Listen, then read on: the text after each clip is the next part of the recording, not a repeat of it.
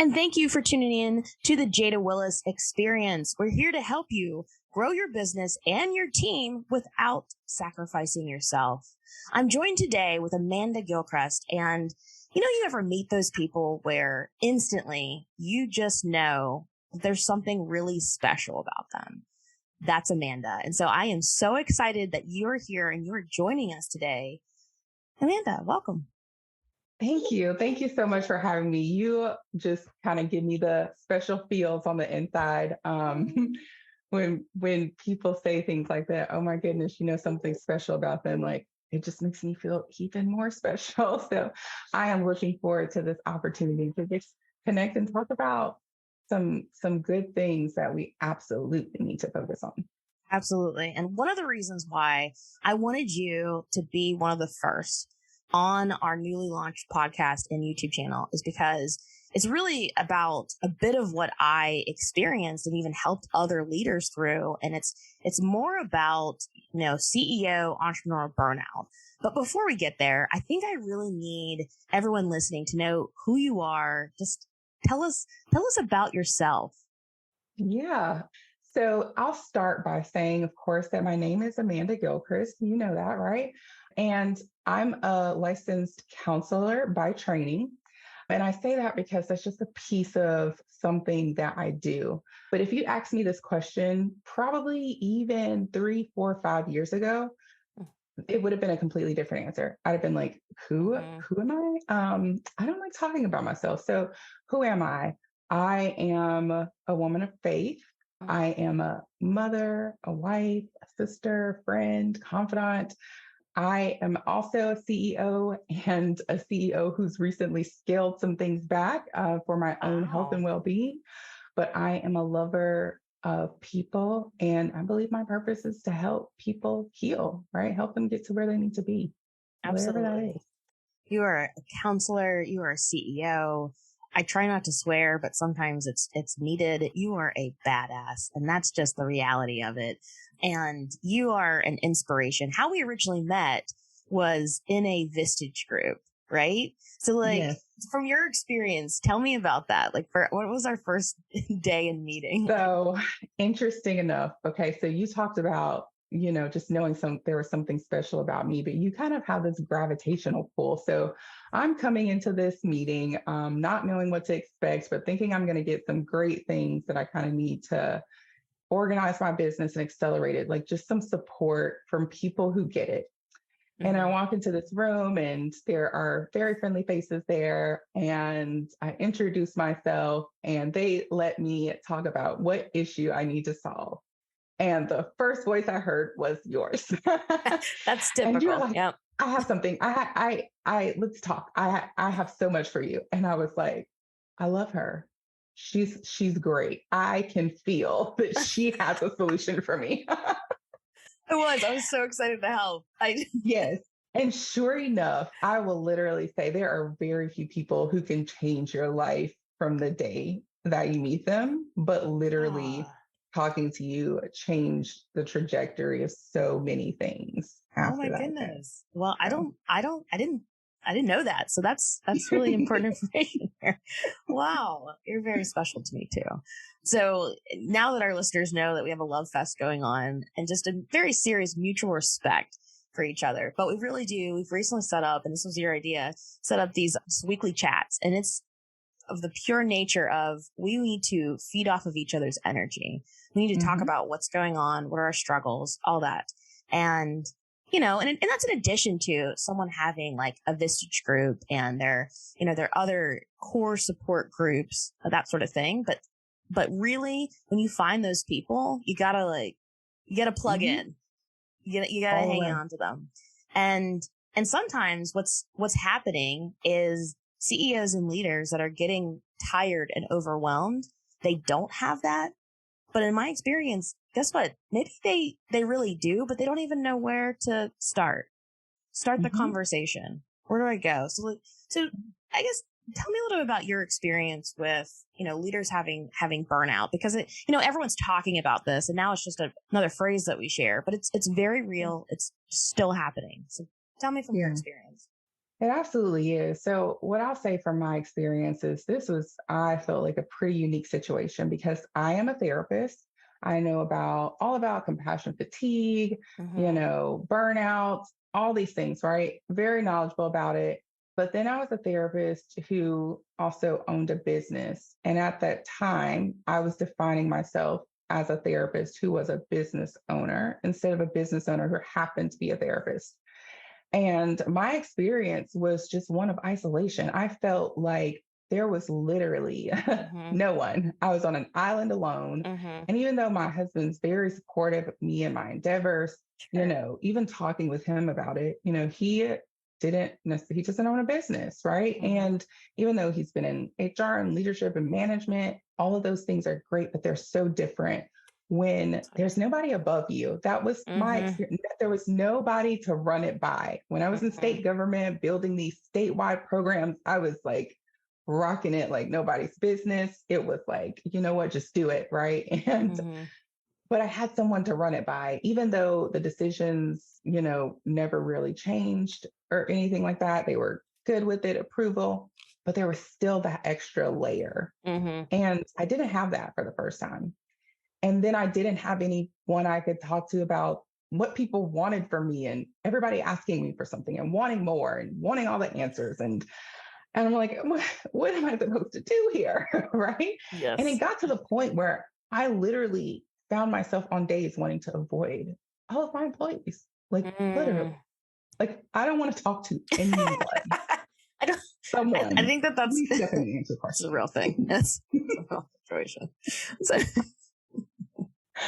And so it's a struggle for quite a while. So much so that I got to the point where I scaled my group therapy practice all the way back. I went mm, no employees, you know, a few 1099s, and I love working with interns. So I do supervise interns in training.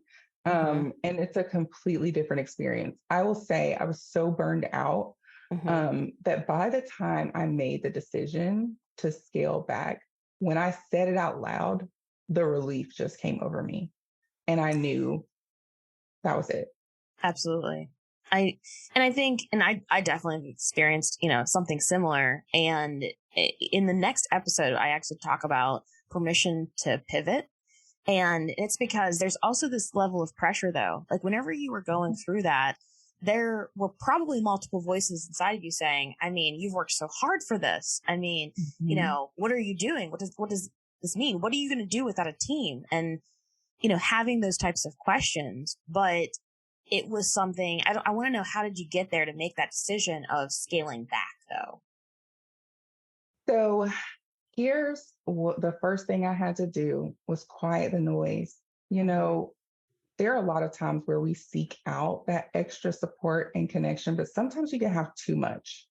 Sometimes you can have That's a really too good many point. people Mm-hmm. in your ear, too Right. many different opinions, too many different solutions. Mm-hmm. And at some point, you start to like take yourself out of the equation. And that's where I had gotten to. I was out of the equation. And it was like, well, this is the next best thing, or this is what makes sense. And I realized that the practice had grown to the size that it was Mm-hmm. because it was just the natural trajectory, not the one that I wanted, not the one that I was purpose for. It was just like, well, I have this little thing. And when I had that little thing, I loved it. Mm. And then the little thing grew and grew and grew. And then I was like, I don't love it. You I know. don't love it. And so I literally had to like start doing these meditations on this Mm-hmm. Christian meditation app. And I would just literally lay there on the couch with my face towards the ceiling, right? Just like Mm-hmm. on my back, right? Because I always heard that saying, like, you never want God to like have to put you on your back to make you look up. So I was like, I feel like you're about to put me there. Let me just go ahead and submit. Okay. And That's I right. just had to get clear.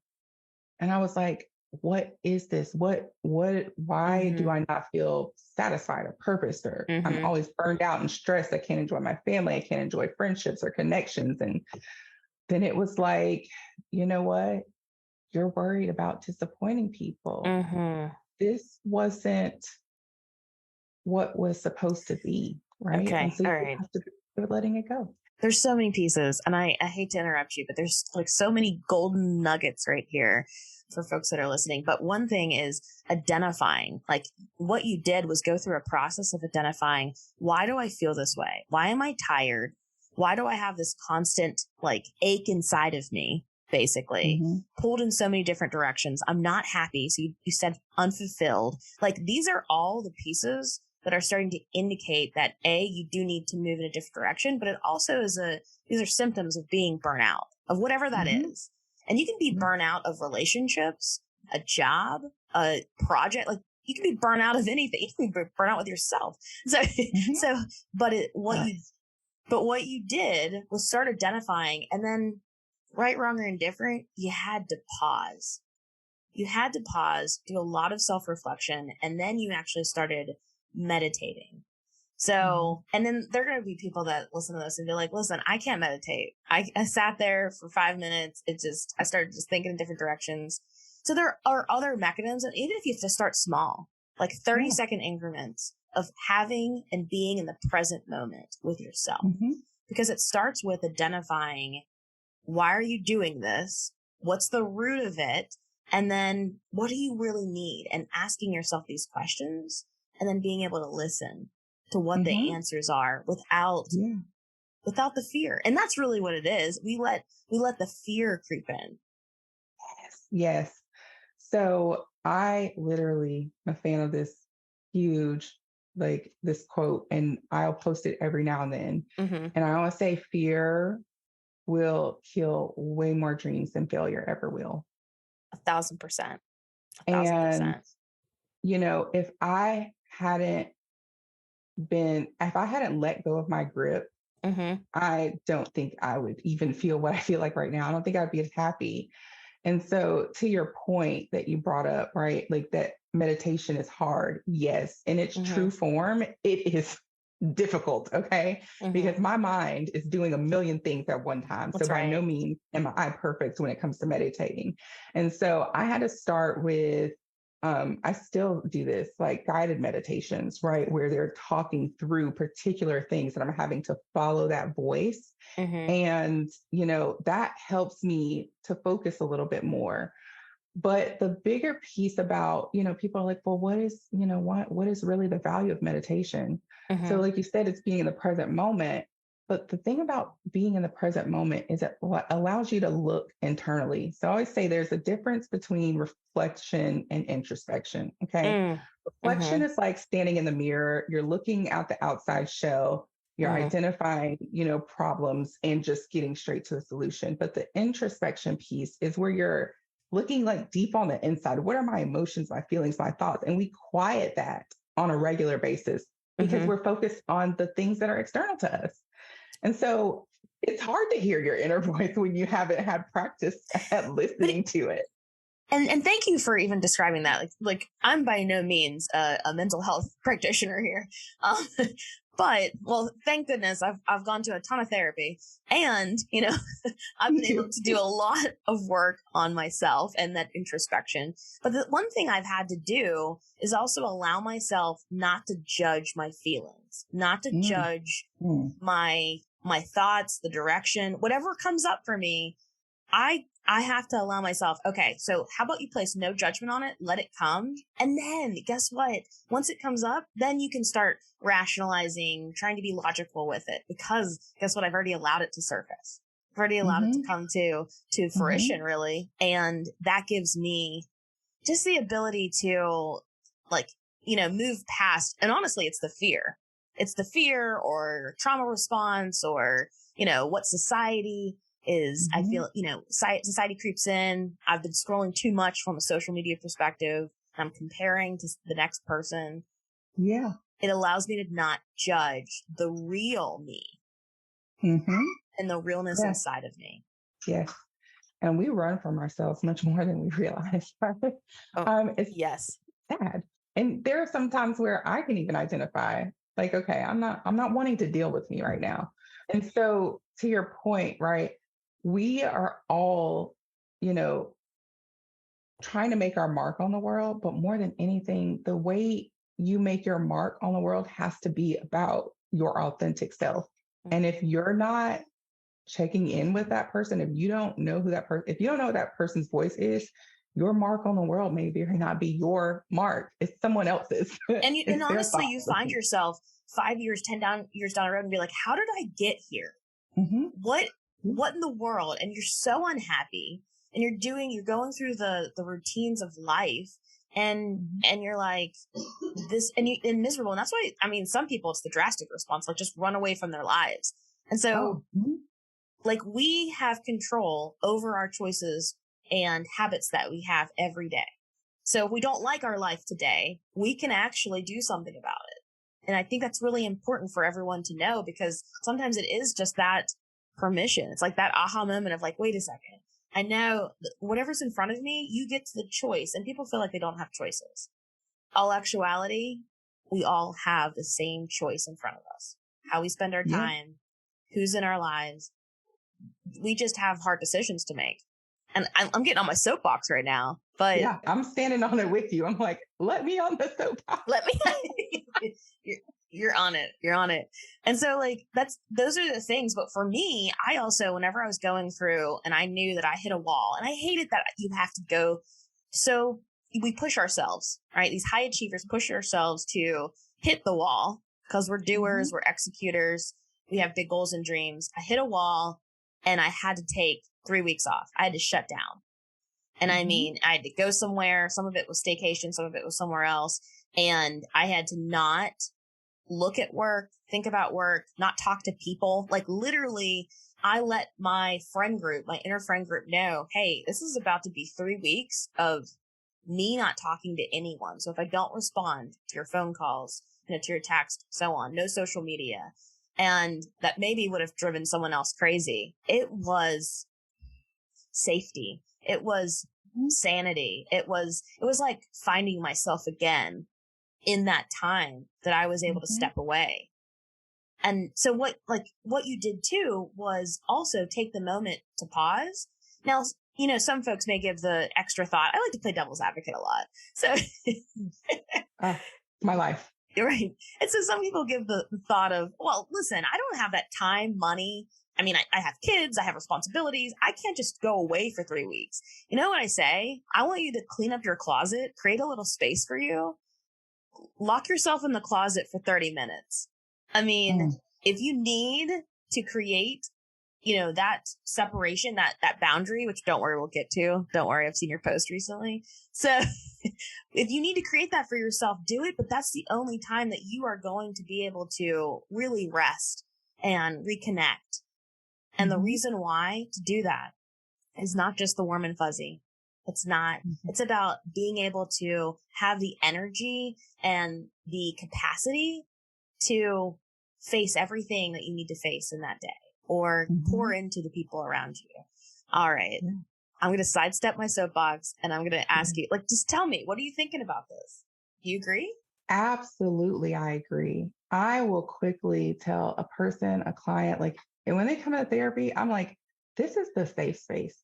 Feel all the feelings. Don't apologize for them. Don't give me caveats about this may sound crazy or this is going to say bad. I said, wait, hold up. All right, do I hear judgment there? Because I did say this was a no judgment zone, right? And so constantly I'm, stepping in and giving people those reminders as well as myself, like no judgment. The feeling is there because it's an indicator. Okay. So I'm going to talk about that in just a second. Right. But first, I want to say to your point about people saying, I don't have, I can't do 3 weeks. Okay. What you did was a very beautiful form of self-care, but also self-care is not I'm going to have to burn myself all the way out and then take 3 weeks. Right. Like we tend to do. It's a daily thing. And they're like, I don't have time. I have things to do. Well, actually, if you're putting yourself first, if you're prioritizing making sure that you have bandwidth to make sure that you have sanity and peace of mind, you're so much more productive. I actually did a video out on this. Put yourself first. You have so much more clarity, creativity. The decisions you're making are not coming from a place of fear and anxiety and rush and I got to do this and I got to do that. And that's where most of us are operating from. So in actuality, you're doing yourself a disservice by continuing to say, I don't have the time. Well, when you make the time for yourself, suddenly you have so much more time Mm-hmm. because you're getting things done in a more efficient way. You're clearer about how to go about things and not operating this flustered space. But the other piece that I was going to go back to in terms of feelings Mm-hmm. is I love analogies. I love analogies, Me okay? too. Because I need Yeah. people to like get it. Exactly. So Get it, when we exactly like not just get it, like that get aha, right? it. So we have all these like, sensors in our body, right? These neural pathways. And so if I was to take my hand and accidentally touch something hot, before I even recognize what my brain is telling me, I've already snatched it back. Okay. Mm. It happens that fast. And that's an indicator. That's your brain sending an indicator saying, hold up, hold up, hold up, right? Like, Mm-hmm. that's not safe. Move that. Our feelings are indicators as well, Ooh. but we have the tendency to Mm-hmm. hit do not disturb, right? Oh And my so goodness. when you say like that phrase of like, allow those feelings to come up, don't judge them, we have gotten so used to, I shouldn't feel that, I shouldn't feel this. And all Mm-hmm. the while, you're diminishing your self confidence, your validation. You're Mm-hmm. telling yourself, if you're feeling that, it didn't just come from nowhere, right? Yeah, there's a It reason. may not be logical, but Mm-hmm. it's valid. It says, you know what? Check in, right? Mm. Like, why do I feel this? Why does that frustrate me? Why does this irritate me? Our feelings are there to help us diagnose what's going on. And Oof. so many times, if you're just whatever, keep pushing through, whatever, keep pushing through, then you get to that place where you blow up on the smallest thing and everybody's like, oh, you're crazy. Like what You're happened? crazy. Exactly. Like one day she was good and the next Mm-hmm. day we don't know.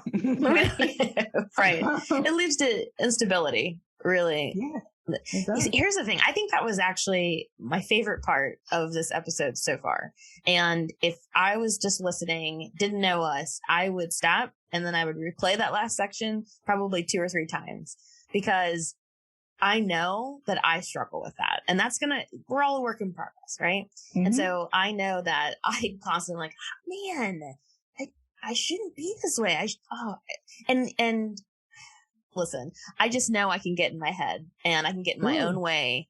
yes. I help other people get out of their Mm-hmm. own way.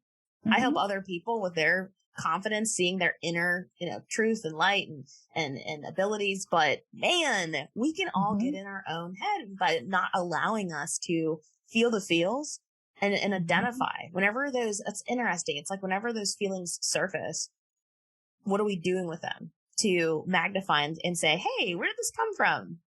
Whose is this? Mm-hmm. Why am I experiencing this? We're Huh. pushing it back down because of all of the stigmas out there, right? Like, oh, don't be sensitive, pick yourself up by your bootstraps. Like, Mm-hmm. you shouldn't feel that way. It's like, it's not that big of a deal, right? You hear people minimizing, and it's also can be a form of gaslighting. And then you start literally gaslighting yourself and saying, oh, Yeah, it's not that big gaslighting of a yourself. deal. Stop gaslighting yourself. I think that Exactly. should be the episode. Okay. Yes. You know what? That's it. Everyone heard it here first. Stop gaslighting Stop. yourself. Stop. And That we was do that. amazing, But Amanda. here's another thing that comes up when those feelings come up, right? Is this fear that we're going to get stuck in them. Well, I don't want to wallow. I don't want to stay in it for too long. Where Mm, your fear of feeling that feeling ensures that you're not going to be able to pass through it. And then it's going to come out in some random way. mm-hmm. And with something that has nothing to do with Mm, why you felt those feelings in the first place. They're going to come out one way or another. Are mm-hmm. you going to be an active part of the process, or are you going to let your feelings control you? Right. And so this is Mm-hmm. where, people don't necessarily understand the concept of logic and emotion, right? Our wise mind is actually a combination of logic and emotion. Hmm. You need both to be a well balanced person. But they're also two separate entities of their Mm, own. So I can know something logically and feel completely different. So while my mm, feelings are valid, they're not factual. mm. But That's good information. those, they're not fact, but they're valid because they're an indicator for me. And so I need to lean into that. I need to lean into, why do I know that Mm-hmm. I'm actually a good person, but I don't feel like a good person? Why do I Mm-hmm. know that this Mm-hmm. person is horrible for me, but Right. I feel like I can't live without them, right? Or I feel like I can't let them go, or I'm not worthy of them, Exactly. right? So we have those contradictions on the inside of us. So Mm-hmm. our feelings, while they're valid, they're not factual, and they can also deceive us. But that's because we're not allowing ourselves to dig into where they're coming from. Mm. So good. Oh, and I have so much to say about it. But I want to make sure that we're tying this back to leaders feeling burnout, Mhm. right? And that burnout phase. So here's the thing. All of this is actually prevention for burnout. Mhm. If we did exactly the things that you're telling us to do, and it's taking the pause, it's introspection in addition to reflection, it's, still, well, stop gaslighting yourself and Mhm. identifying, who are the people in your life? Why do you feel this? What are you worthy of? All these pieces that actually would help you prevent getting to that Mhm. burnout phase. Do you agree with Yes, that? absolutely. And Absolutely. and then some of us obviously like we're there and my Mhm. theory is I actually have this prediction that within the next 2 years we're going to see a mass exit of CEOs. And it's a prediction because CEOs are tired and CEOs are having to manage like such a diverse type of to-dos and there's a level of pressure in addition to being on your A game all of the time and feeling that level of isolation. So probably right about now, it's that population that I predict are going to, do a mass exit. They're feeling that burnout. And some Mhm. folks can travel through that longer than others, but that's the group that I know that both of us are also really passionate about helping, right? Yes. I think Absolutely. and you've developed your group CEO connections. Tell me about it. Like tell me about some of the resources that you're offering that actually are helping. So, connection for CEOs is literally about what it says, connection, right? Mhm. And that's because connection is formed, through commonalities, albeit common struggles too. So, this is the space where you get to be heard and you get to say the thing that you're not supposed to say, right? Mm, You get to, not like the person if you don't like the person, right? You get to mhm. not say, you get to say the thing that you're not supposed to say when it comes to being frustrated about how people navigate things or how they feel entitled, right? Like we all have those thoughts. Mhm. And there's no really safe space to express it. You can't express it inside the business. You can't talk about how you're feeling inside the business. Those things can be used against you quite Absolutely not. quickly, right? Mm-mm. It's just not safe to be a CEO at work and be yourself, right? Ooh, but wait a second. We talk about authenticity though. Mm-hmm. Mm-hmm. So, okay, repeat that. We got to dig into this. It's not Yeah. safe to be a CEO and be yourself in the organization. Yes. Okay. But we're still asking leaders to show up in an authentic way. Right. But when we're asking that of the leaders, Mm-hmm. it becomes a target, right? Mm, You okay. become a target. And one of the things I struggled with specifically because I was the person who was like, I want this happy, amazing work environment. I want, people to feel cared for and considered. And like, this is a family, right? That we care about your Mm-hmm. whole self. And so I was bringing my therapist with me, for the CEO journey. Mm-hmm. And I realized that my therapist could not function in the CEO role Hmm. because it wasn't safe to do that. Every Mm, time there was this mm-hmm. little bit of transparency, right? Mm-hmm. It was like I'm going to hold on to this. I'm going to throw it right back at you when I need it the most. I thought you said you cared. I thought you this, right? And people can get really manipulative. And so when I say it's not safe, right? I mean, you absolutely have to have rigid boundaries and you have to be comfortable with that. No, I want to make sure that everyone knows I agree with you 1,000%. As an HR professional, as a CEO, an entrepreneur, having a team, I mean, it's just the truth because, your team, your employees still look to you as this in a higher pedestal, right? Look to you as the example, look to you to set the tone. And if you want to be authentic, truly to who you are, listen, some days it is crazy and I don't want to give that crazy to anybody else. I pride myself on being consistent from a personality perspective with my team because it creates a level of stability for them. When I think that whenever we're asking leaders, CEOs, entrepreneurs to show up authentically, I think it's mean don't compromise your values. Don't compromise your boundaries.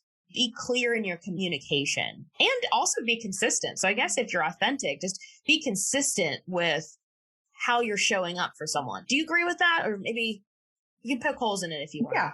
Yeah. So I do agree that yes, show up with consistency and stability, right? But also recognize, I think the poke hole in it part is you're a human being. So what happens on those days when you don't have it in you? Because undoubtedly there are going to be days where you don't have it in you to be the consistent, stable you, where you don't have the energy to pour into other people. But communicate that.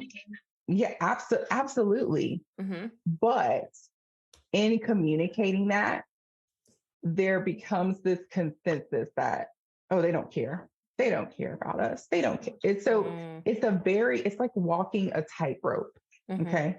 You have to be ever so careful because at any time, it's true. It's just, and so that's why I say it's not safe, right? Not that you can't have that. It's absolutely possible, but you're going to watch things turn. I mean, we're talking about people, right? Exactly. You are over a diverse group of people who are all undoubtedly going to have different personalities, different needs, different wants, desires, expectations, no matter how plainly you set them out, right? Someone's going to test it. And so that safety is about like looking at all those sides coming into a CEO role. If I had really like if I had really pondered on that, if I had really like walked around in somebody's shoes, I probably would have never created an organization where I had responsibility for so many people. I would have structured it a little bit differently. It would have never stopped me from, being CEO.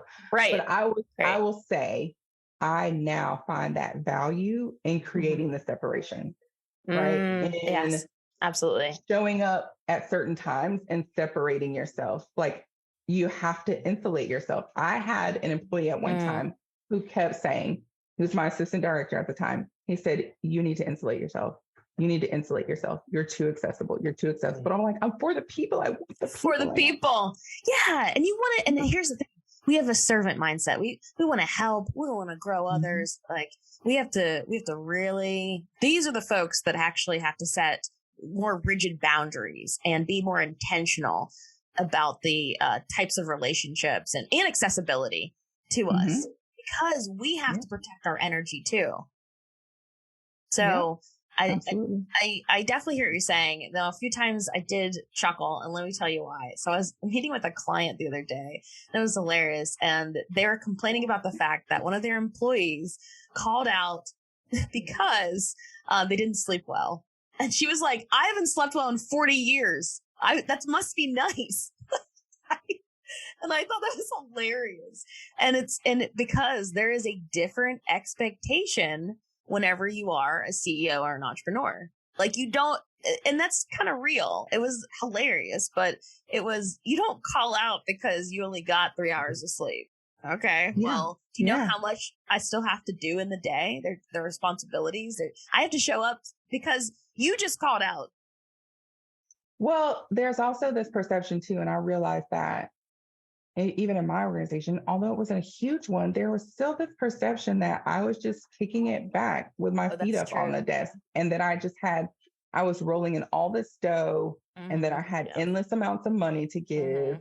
That there are all these perceptions that, and that's where the lack of safety comes in, because you can't have a conversation with everyone who has those perceptions, right? Like, what would you be doing? That's exactly Right? right.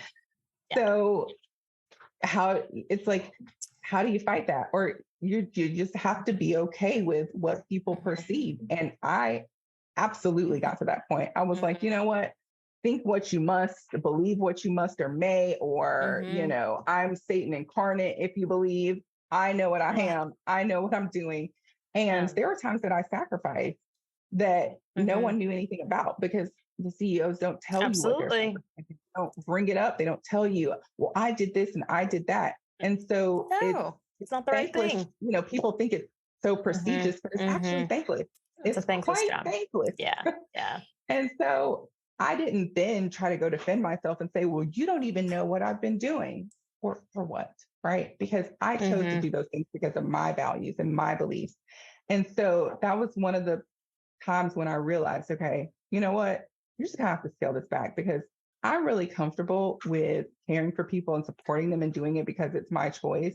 But I'm also not comfortable with having an organization where I feel like I'm being persecuted because people are making assumptions about things that they know nothing about. And we can't get into those minute conversations regularly. It's tough. I'm holding back from an HR perspective, so that's not this episode. We'll dissect that later, okay? But this is about the leaders. It's the leaders. The burnout.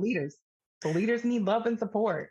Exactly. And I think that, me too, it's absolutely, and I think it is realizing that leadership is it's a thankless position. You have to have a true passion for influencing, inspiring, motivating, coaching others. But also, it actually, I would say this to anyone that is in a leadership role. Self-leadership is the most important part of leadership. And to me, self-leadership goes back to the things that you're talking about in regards to taking care of yourself, getting to know yourself. Like, you can't also show up, quote unquote, authentically, or even provide a level of stability and consistency for your team unless you really are in tune with who you are, what your values are, what your boundaries are. And when you get really comfortable and clear on that, and I think it creates more security, but like comfort to others too, because you do have this level of confidence about you. Yes. And it's also a place of freedom. That's what I was looking tell for. people, when you get to know your authentic self, and I'm saying this as a person who's really grown into that in the last few years, to that place of authenticity and getting comfortable with setting boundaries because it's something you need to take care of yourself, but also to be the better version of you that you want to be for others. You absolutely need those boundaries to be able to pour into people the way you want and need to. Because pouring from an empty well is not, it's like, I made a joke one time. I'm like, what are you giving? Like sweat? Because the well is empty. So are we just sweating? So I get it. But, it's that whole mindset of like, when you lean into your authentic self and truly like establish those boundaries, it just feels like the world has changed, right? You're looking at things through a completely different lens. 1,000%. And I think we all owe it to ourselves to go there. Yeah. I could talk to you for hours all day. We could actually have this conversation, and we should probably go on tour. But I'm with you. That's the future. We'll put on the vision board, and it's going to happen. But right now, I want our listeners to know how to find you and also what services you offer. So tell us. Yeah. So what you'll learn about me, and if you don't know this about Jada already, this is also her, is that we operate in a visionary mindset. And so these things just are dropped into us by experiences. So I will say I develop, or my purpose is developed by my experiences, right? I experience those things for a purpose, and I take those experiences and make them part of the work that I do. because it doesn't help anybody. My story helped me, but it also has the ability to help other people. So you can find me at www.amandagilchristlpc.com. And I know that's super long, but you could literally find everything that I'm a part of there. So I have a community for CEOs and it's Connection for CEOs. There is a free part of the community right now where you just get some good affirmations. But then there's the other pieces of the community that are paid parts, but you get a little bit more access to me, that one-to-one support, direct messaging, connection. And then we have these small live room groups. And I also host workshops and things in there that are really things that CEOs want to hear about. Beyond that, I have a mindful community in development. And that's a play on words. So mindful, as in glass full, FULL. And so it's meant to be a therapeutic support community to help take you from mindful to mindful. And most of us don't know how to do that, right? I struggled with learning how to do that. And so it's a community that's meant for all of us, but it actually has that therapeutic support piece because it's run by a therapist. And along with that comes the big journal planner. I want to talk about that. I'm first to buy it. First. Yeah. Absolutely. I'm on actually the pre-order list multiple times. You are several times. I times. will not forget how many times you put your pre-order in with me verbally and by text. So don't tell my secrets. Okay. So it is going to be a digital version as well as a printed copy, but it's only going to be set for 90-day increments. Reason being is because it is jam-packed. Okay. So it's meant to be the comprehensive, learn how to check in with yourself, because people ask me so much like, well, how do I get to know myself? How do I get to know my voice? You start spending time with yourself every day. You start thinking about your needs and your wants and what are you feeling and what did you eat and did you have enough water, right? Think about all those things, right? Right. All those things. So it's comprehensive. You know, we have mindful moments where you check in, you think about your emotions, you are creating your own self-care menu in there, and then you're incorporating it into your day.